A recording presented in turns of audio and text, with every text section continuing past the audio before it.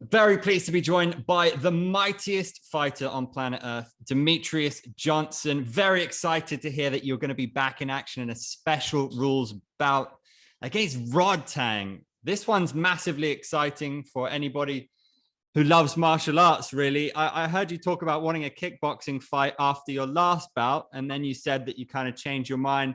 So how did this one come about, the special rules? Whose idea was that? And is this maybe your most intriguing fight ever? I would say it's probably one of my most intriguing fights ever. Yeah, something totally different out of the box. When you look at my career, I've been mixed martial arts pretty much my whole entire career. When I was an amateur, I went back and forth. You know, I'd do MMA, I'd do kickboxing, I'd do MMA, I'd do shoot boxing, I'd do MMA, I'd do boxing, and I've done an amateur Muay Thai fight. So that's kind of how my amateur career was as an athlete in the combat world. And the fight came about, you know, one championship offered it and I said yes, and here we are right now. How did we get from the pure kickboxing? Was this something that Chatri wanted to do for a special show because one championship X, you know, as anniversary? I guess it kind of harks back a little bit to pride as well, like doing something a bit different. Is that something that appealed to you? Yeah, I believe this is something Chatri really wanted to do for one championship's 10-year anniversary. I wanted not to do a fight like this to pay homage to how, you know, Pride was very big on doing these, you know, interesting fights. And I'm grateful and honored to be able to do this and compete against a guy like Rodtang. I've heard people say, you know, all DJ has to do is just evade in the first round, and then he's just going to submit him straight away in round two. What do you say to that assessment? I say that assessment that, you know, I've never been the type of guy to, you know, I feel like surviving isn't about running. I feel like surviving is about you survive when you fight. And I'm going to have to fight Rodtang, you know, the first round and even the second and maybe even the third or shit, maybe even the fourth. I apologize. That's why I don't want to do the face-to-face. So we'll have to see, you know. Once we get in the thick of things and we start in the training camp, then we'll figure it out. But yeah, on paper, that's how it should go down. But when does everything ever go according to plan? He's got an incredible body shot. You know, when he gets inside, he loves that body hook. He seems like a guy that you love to watch, that you just respect as a martial artist. I think that's what's so fun about this. But how do you plan to kind of deal with those weapons of his? I think the hook might be the most dangerous of his weapons. Yeah, I think his hook, his pressure, his relentless, his chin. He's got a lot of weapons. He's got great kicks. I mean, he's one of the best, if not probably the pound for pound best Muay Thai fighter in the world. So for me, it's got to be strategic, be agile, and smooth, use my head movement, and just not be where he can just, you know, get off of me. Does it feel almost like a video game character? I mean, people could say you're like a video game character. You're just like, you've got way better rounded stats than he does. You know what I mean? Like, but does that kind of, do you ever see it like that? And that, it seems like you think this is going to be fun, which I love. Yeah, I mean, I don't want to say it can be, you know, viewed more as like a video game. You know, him being like Zangief, the big guy who keeps coming forward and doesn't take any shot. And I'm like freaking, I guess you say, Ken, who moves fast, quicker, whatnot.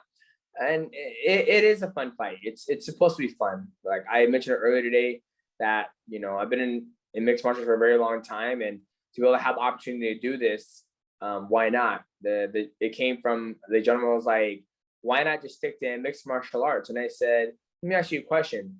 If a guy worked at Microsoft for 13 years on floor 13 and he did the same shit every single day, and let's say he finally got the opportunity to go to the 16th floor to work on the brand new Halo 6, what do you think he's gonna say?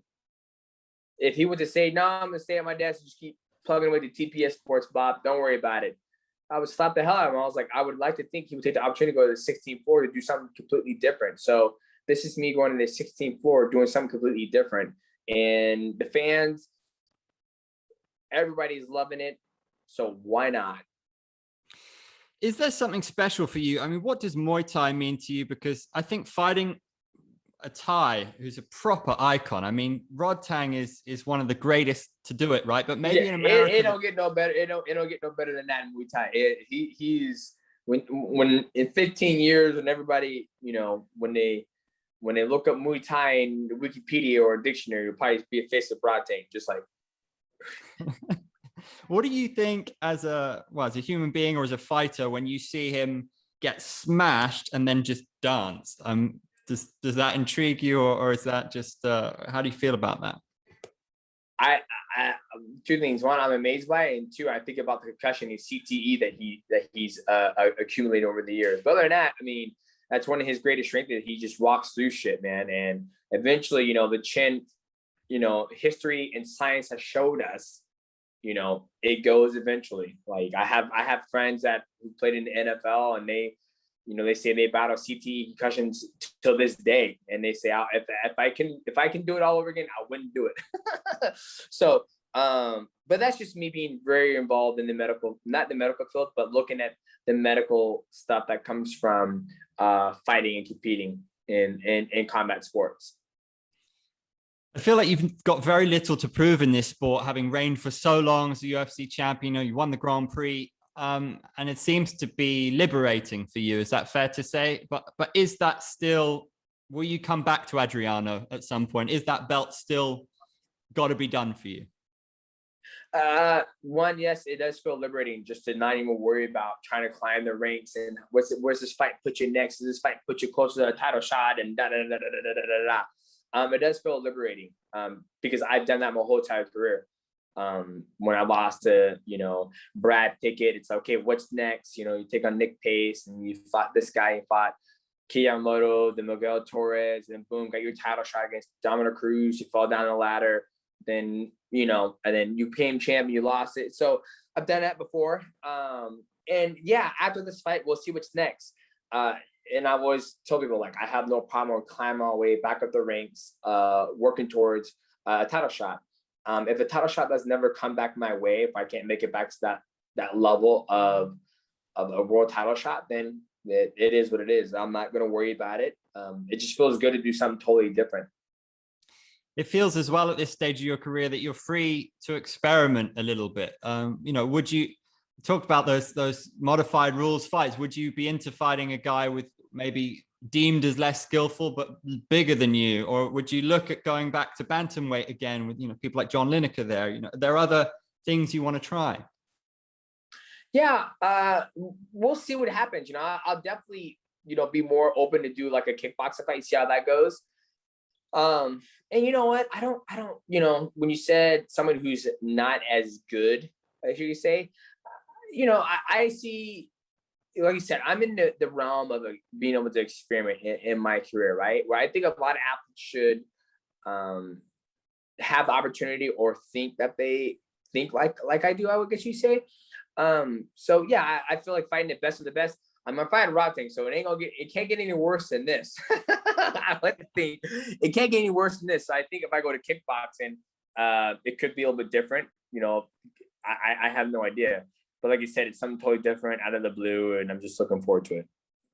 The bantamweight thing was mentioned when you first signed with ONE. Is that still on the table at some point? I know you'd never fight Bibiano, but it looks like him and Lineker will fight, and then there might be an opportunity. And Bibi, I don't know how much longer he wants to carry on.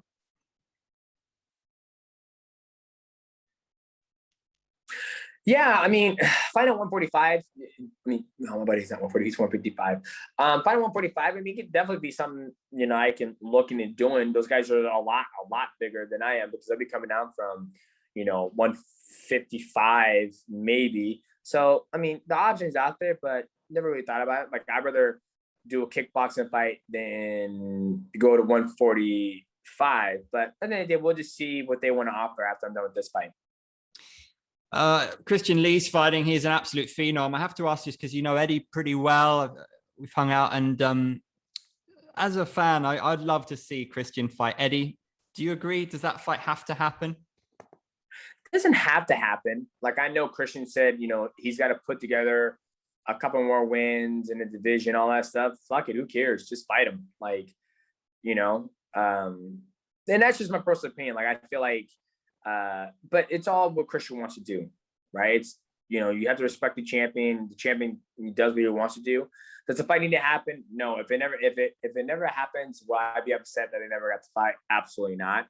But I feel, you know, the gentleman he's fighting now is the guy who just beat Eddie Alvarez, and I felt like that guy, it was going back and forth. He had a couple good moments against that fight against Eddie, but I think for Christian, it's whatever Christian wants to do. I mean, I can answer this question so many different ways that, I mean, I think, you know, I think if he has Eddie's name under his resume as he beat him and knocked him out, I think, you know, there's always gonna be people out there to say that, oh, he never fought American talent. He never fought American talent. He never fought in the UFC, blah, blah, blah, blah. Does that bother him? I don't know. If it does, then you can go ahead and knock out one of the best, you know, lightweights in the world. So, I mean, but, you know, Christian's getting better. He's younger, he's faster, he's healthier. Eddie, he's been in the game for a very, very, very long time. The Eddie Alvarez, I was in, and the same thing with me. The Demetrious Johnson that was on that 6-year win streak with Matt Hume in my corner. That you know, I'm not the same athlete like I used to be. I'm different. I'm more strategic. I'm more seasoned. I'm thinking more on my own, to where I feel like in the past, like Matt will say something and I do it instantly. So same thing with Eddie, right? Like the Eddie that was back in Bellator, the Bodog fight, Eddie, you know, that Eddie, it's just different. So, but yeah, like I said, it's a whole different bug. And Christian is on a different path, I feel like. One of the last ones from me.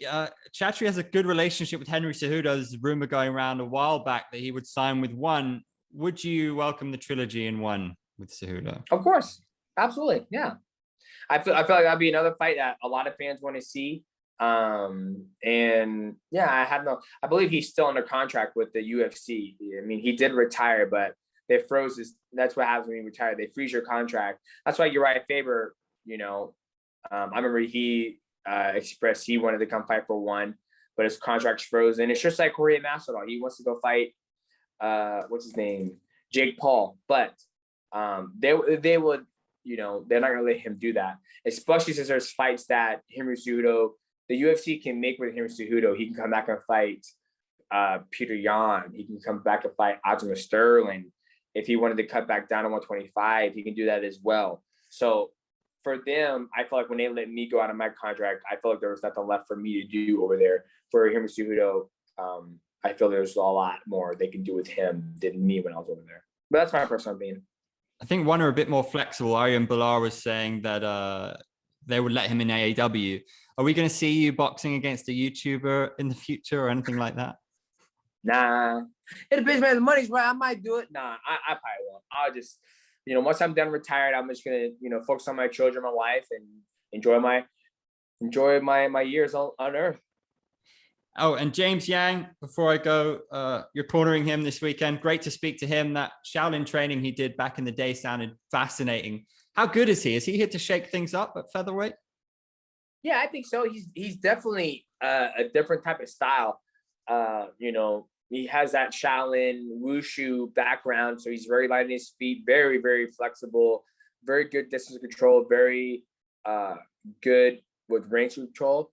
And I always laugh because when I look, you know, I spent so many years fighting in America that, you know, I look at like height, weight, and him being on weight already at 154. I'm like, I think you got to go out at 145, buddy. You got to struggle to make weight. That's my I'm like, you should be fighting 145. You've been grinding and eating whatever you want. You got to get you down. But then I think again, I was like, oh, that's right. You can't, you know, dehydrate yourself and all that stuff. So he's gonna mix it up. I think he's gonna do good. His opponent's tough too, and it's a good pro debut for him. You know, his opponent's got more experience than he does in the department, but I feel like James is faster, younger, more hungrier, and I think he's gonna blow the roof off. DJ, always great to speak to you, man. Thanks for your time. I appreciate it. Have fun in Singapore and enjoy. Well, dude, thank you, sir.